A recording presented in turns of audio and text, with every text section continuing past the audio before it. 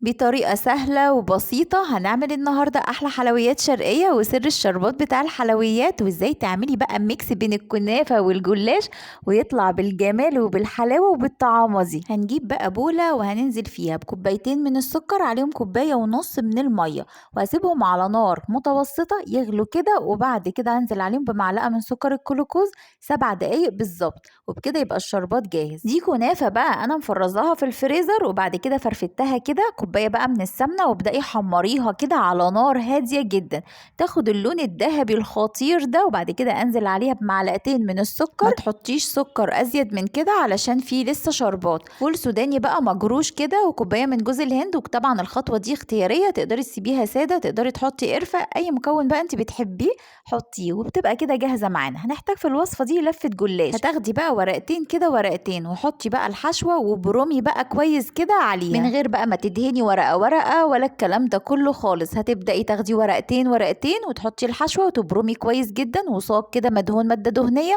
وخلصي كل الكميه بالشكل ده. ابداي كده قطعي بقى الجلاش كده صوابع، وانزلي عليهم بكوبايه سمنه سايحه كده بالشكل ده كده، ودخليها الفرن على درجه حراره 200 في الرف الوسطاني. ما بتاخدش بالظبط ربع ساعه، وطلعيها اسقيها بالشربات البارد. احلى حلويات شرقيه هتجربيها، ميكس بين الجلاش والكنافه والمكسرات، طعمها يجنن حرفيا خيال، لازم تجربوها. شايفه الجمال واخده لون ذهبي خطير من جوه ومن بره ازاي، تجنن. جربوها، ولو عجبك الفيديو لايك وشير وسبسكرايب لقناتنا. اشوفكم في وصفات جايه كتير مع هبه ابراهيم. باي باي.